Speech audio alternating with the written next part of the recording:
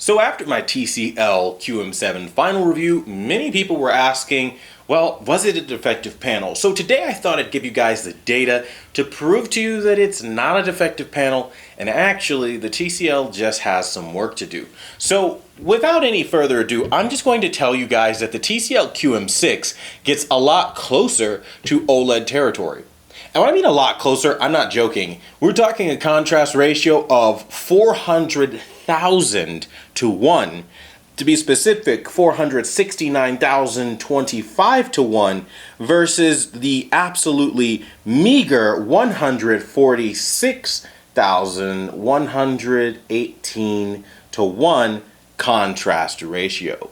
Now that explains a lot, because if you look at the video where I showed off the dimming zones, I highly recommend you go watch that video if you haven't seen it. It shows massive blooming comparatively to the TCL QM6. Now, what this suggests again is that, again, you don't always get what you pay for, and people were immediately rushing to defend the more expensive product.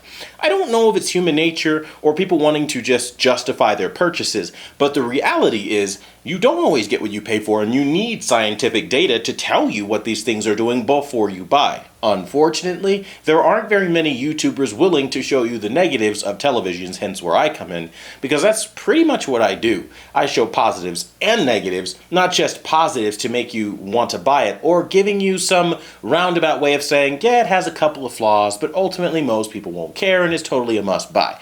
That's usually what the digital trends, the list goes on. I'm not going to list everybody. You've seen those reviews. They're all like that. They're overly positive for the sake of being positive. I don't have interest in that.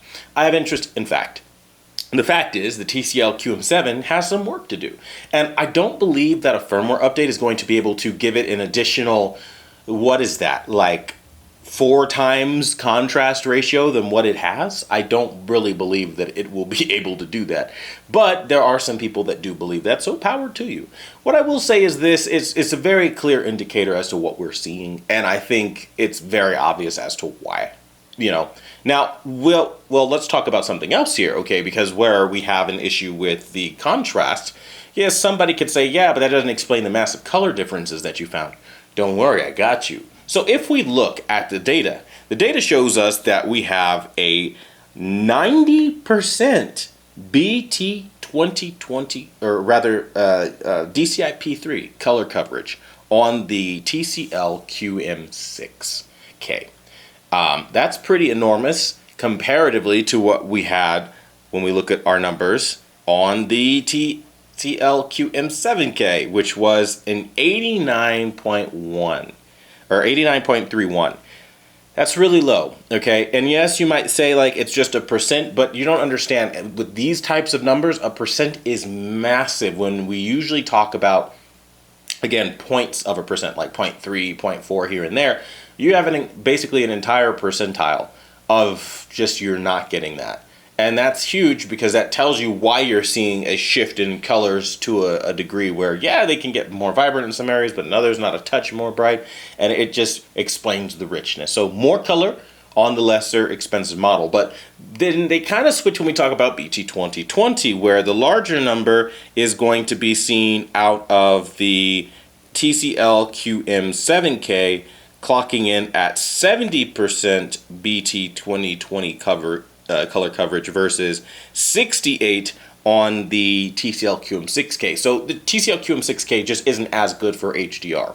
I think we all kind of understood and knew that, but this is the data that will give you that tangible, like this is why, so that you have that answer. So hopefully for anybody making a purchase, you can understand that your draws are really going to be what they were, and you're going to have literally 4 times the contrast ratio on the cheaper TV, and you're going to have better SDR color, but HDR color is not going to be as great. But then counteractively, do you really want to pay the markup just for HDR, which isn't accessible to everything? I personally would say no and go for the TCL QM6K to have the overall better picture, even if it is substantially dimmer. Let me know your preference in the comments down below. And as always, I want to thank you guys for watching. The #1 brand in honesty. And until the next video, I'll see you guys later.